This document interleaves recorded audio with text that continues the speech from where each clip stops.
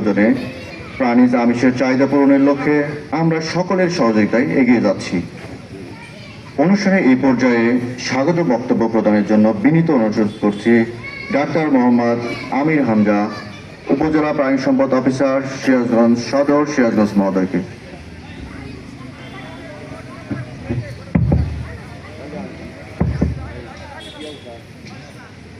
বিসমিল্লাহির রহমানির রহিম। দেশি জাত আধুনিক প্রযুক্তি, প্রাণী সম্পদে হবে উন্নতি, এই স্লোগানকে সামনে রেখে সারা দেশের ন্যায় সিরাজগঞ্জ জেলা এবং উপজেলায় পালিত হচ্ছে জাতীয় প্রাণী সম্পদ সপ্তাহ ও প্রদর্শনী 2025। উদ্বোধনী অনুষ্ঠান এবং র্যালি পরবর্তী আলোচনা সভায় প্রধান অতিথি হিসেবে আমাদের মাঝে উপস্থিত হয়েছেন সিরাজগঞ্জ জেলার মান্যবর জেলা প্রশাসক জনাব মোহাম্মদ আমিনুল ইসলাম মহোদয়।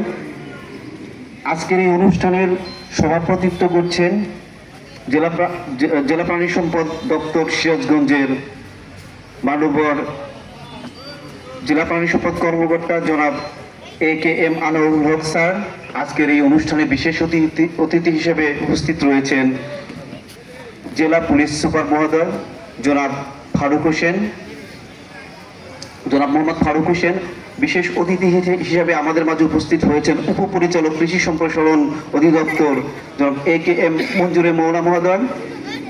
বিশেষ অতিথি হিসেবে আরও উপস্থিত রয়েছেন সম্মানিত জেলা মৎস্য কর্মকর্তা জনাব মোহাম্মদ মাহবুবুর রহমান মহোদয়। উপস্থিত রয়েছেন আমাদের ADC জেনারেল মহোদয়। উপস্থিত রয়েছেন বিশেষ অতিথি হিসেবে সিরাজগঞ্জ সদর উপজেলার সম্মানিত উপজেলা নির্বাহী কর্মকর্তা জনাব মোহাম্মদ মনোয়ার হোসেন। উপস্থিত জেলা এবং উপজেলা পর্যায়ের সম্মানিত সিনিয়র এবং সিনিয়র স্যারগণ এবং সিনিয়র সহকর্মীবৃন্দ, উপস্থিত সম্মানিত খামারিবৃন্দ, সরকারি বেসরকারি প্রতিষ্ঠানের সম্মানিত সদস্যবৃন্দ এবং গণমাধ্যম কর্মী সহ আজকের এই অনুষ্ঠানে উপস্থিত সকলকে জানাচ্ছি আমার ব্যক্তিগত পক্ষ থেকে এবং জেলা প্রাণী সম্পদ দপ্তরের পক্ষ থেকে আন্তরিক ধন্যবাদ, কৃতজ্ঞতা। আজ প্রাণী সম্পদে একটি ঐতিহাসিক দিন। প্রথমবারের মতো জাতীয় পর্যায়ে জাতীয় প্রাণী সম্পদ সপ্তাহ নামে আমাদের এই সপ্তাহব্যাপী কার্যক্রম চলবে। আমরা বেশ কয়েক বছর ধরেই এই প্রাণী সম্পদ সেবা সপ্তাহ নামে সপ্তাহ পালন করছিলাম, কিন্তু এবারই প্রথমবারের মতো জাতীয়ভাবে এটি উদযাপিত হচ্ছে। আজকের এই অনুষ্ঠানে সম্মানিত প্রধান অতিথি, বিশেষ অতিথিবৃন্দ এবং আজকের এই অনুষ্ঠানের মধ্যে সম্মানিত খামারি বৃন্দ, সকলে আপনারা আমাদের মাঝে এসেছেন। আমরা অত্যন্ত আনন্দিত, উদ্বেলিত এবং সকলকে আবারও ধন্যবাদ। প্রাণী সম্পদ খাত একটি গুরুত্বপূর্ণ খাত। সৃষ্টির একদম আদি লগ্ন থেকে এই খাতের সাথে মানুষ প্রত্যক্ষ এবং পরোক্ষভাবে জড়িত। দোলনা থেকে কবর পর্যন্ত মানুষের যে পথ চলা, সেখানে কিন্তু প্রাণী সম্পদ ওতপ্রোতভাবে জড়িত।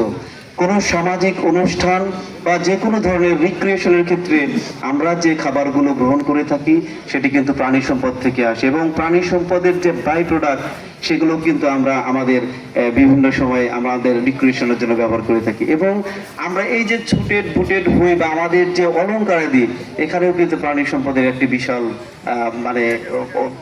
উল্লেখযোগ্য ভূমিকা রয়েছে। আমাদের যে বেল্ট, মানি ব্যাগ, শু, আমাদের মা বোনদের যে দামি ব্যাগগুলো, সেগুলো কিন্তু প্রাণী সম্পদের প্রোডাক্ট থেকে আসে আর কি।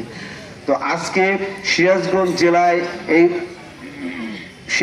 জেলাকে বাংলাদেশের মধ্যে ক্যাটেলের রাজধানী বলা হয় আর কি। আমাদের বিশেষ করে শাহজাদপুর, উল্লাপাড়া, রায়গঞ্জ এই অঞ্চলগুলো গাভী এবং ষাঁড় লালন পালনের জন্য বিখ্যাত। এর পুরো কৃতিত্ব কিন্তু আমার সামনে উপবিষ্ট যারা সম্মানিত খামারি রয়েছেন তাদের অক্লান্ত পরিশ্রম এবং প্রচেষ্টা। আজকে আমি একটি পরিসংখ্যান, সিরাজগঞ্জের একটি পরিসংখ্যান আপনাদের মাঝে উপস্থাপন করছি। আমাদের এই সিরাজগঞ্জ জেলায় টোটাল গরুর সংখ্যা রয়েছে 15,06,253টা। এর ভিতরে সংকর জাতের গরু রয়েছে 10,54,000 প্রায়। ছাগল রয়েছে 5,15,419টি। ভেড়া রয়েছে 1,86,692টি। মুরগি রয়েছে 55,46,000টি।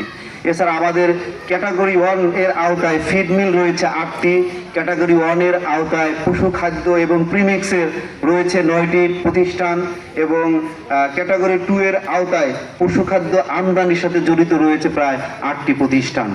এবং আমাদের যে বার্ষিক যে উৎপাদন, সেটি কিন্তু আমরা দুধ, ডিম এবং মাংসে এই সিরাজগঞ্জ জেলা সারপ্লাস রয়েছে আর কি। আমাদের বাৎসরিক দুধের উৎপাদন এই সিরাজগঞ্জ জেলায় 7.16 লক্ষ মেট্রিক টন, মাংস 2.48 লক্ষ মেট্রিক টন, এবং ডিমের উৎপাদন 66,90,00,000 লক্ষ প্রায়।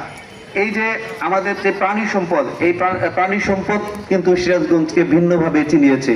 আমি আমার এই প্রায় 17 বছর বা 18 বছর চাকরি সরকারি বেসরকারি মিলিয়ে বাংলাদেশে বিভিন্ন প্রান্তে করেছি। সিরাজগঞ্জকে কিন্তু শাহজাদপুরের যে গরু, এই গরুটা কিন্তু খুবই বিখ্যাত, এবং খুব প্রাউড ফিল করি যে আপনাদের সিরাজগঞ্জের শাহজাদপুরের গরু তো খুবই উন্নত। এবং আমাদের শাহজাদপুরের প্রায় 1200 একর জমি, সরকারি জমি যেটা, সেটি কিন্তু এই বাথান, আমাদের এই বাথান কিন্তু রয়েছে আর কি। এটিও কিন্তু একটা আমাদের গর্বের বিষয় আর কি।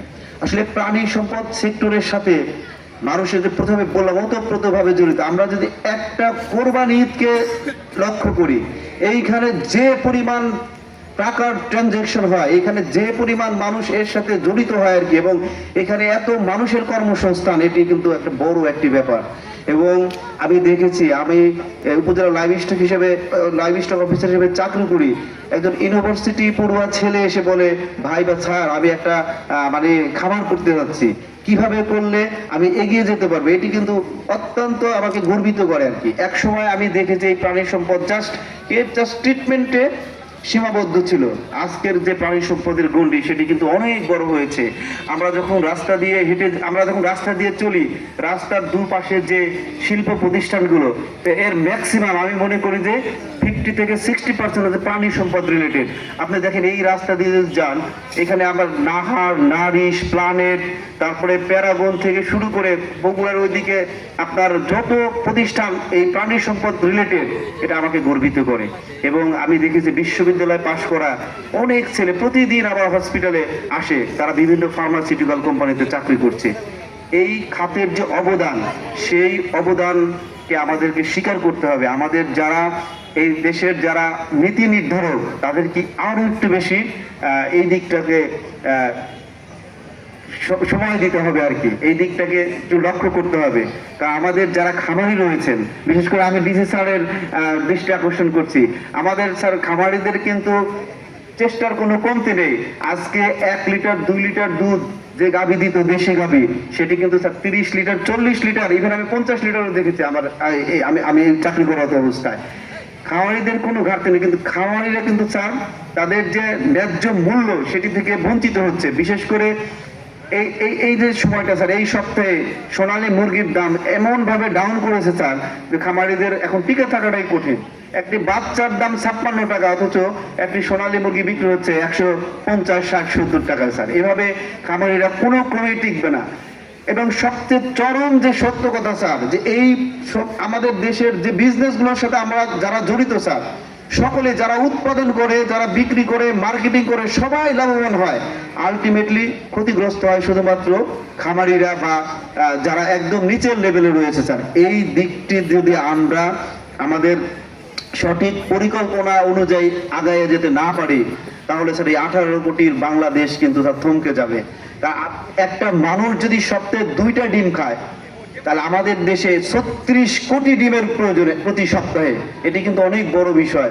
এবং আমরা বাজারে গেলে কিন্তু স্যার ডিম পাওয়া যায় না, মাংস পাওয়া যায় না, এরকম কিন্তু কখনোই শুনিনি স্যার। এজন্য এর সাথে যারা জড়িত রয়েছে, আপনারা স্যার ভবিষ্যতে দেশকে রিপ্রেজেন্ট করবেন। এই বিষয়গুলো, বিশেষ করে খামারিদের যে স্বার্থ, সেটি আমাদের সকলকে রক্ষা করতে হবে। এটি যদি আমরা রক্ষা করতে না পারি, আমাদের সামনে কঠিন সময় অপেক্ষা করছে। যেভাবে খামারিরা ঝরে পড়ছে, বিশেষ করে খাদ্য ফিডের যে মূল্য এবং তাদের যে প্রোডাকশন হওয়ার পরে যে ডিম, দুধ, 1.5 লিটার পানির দাম হচ্ছে 20 টাকা, অথচ 1/2 লিটার দুধের দাম অনেক সময় 15 টাকা। এরকম যদি আমাদের মানে মন মানসিকতা থাকে, তাহলে কখনোই আগাইতে পারবো না। একটা বেনসন সিগারেটের দাম 20 টাকা, একটা ডিম 10 টাকা, 10.5 টাকা হলে এটা নিয়ে পেপার পত্রিকায় কিন্তু প্রচুর লেখালেখি হয়। জাস্ট খামারিদেরকে ঠকানোর জন্য, যে চরম সত্যটা, নিম্ন শ্রেণীর মানুষকে শোষণ না করে কখনোই প্রতিষ্ঠিত হওয়া যায় না, এই যে সত্য চরম কথা, সত্য কথাটা, এই কথাটা যেন প্রতিষ্ঠিত হতে না পারে। প্রত্যেকের হাতে হাত ধরে আমাদের দেশকে যেন সামনে এগিয়ে নিয়ে যেতে পারি, সেই প্রত্যাশা, সেই প্রত্যয়, সেই সাহস নিয়ে আমাদের এগিয়ে যেতে হবে। শেষে আমি একটি আফ্রিকান প্রবাদ দিয়ে শেষ করব, if you want to go fast, go alone, if you want to go far, go together. অর্থাৎ আপনি যদি দ্রুত যেতে চান একা যেতে পারেন, আপনি যদি অনেক দূর যেতে চান সকলকে একসাথে নিয়ে গিয়ে যেতে হবে। আগামীর যে বাংলাদেশ, সেই বাংলাদেশকে আমরা সুন্দর এবং উন্নত একটি বাংলাদেশ হিসেবে দেখতে চাই। এজন্য সকল সেক্টরের সকল লোক, সরকারি বেসরকারি মিলে এবং আমাদের যে খামারি রয়েছেন সকলকে একসাথে একযোগে কাজ করতে হবে, তবে আমাদের দেশের সার্বিক উন্নয়ন সম্ভব। আমি আমার কথা দীর্ঘায়িত করব না।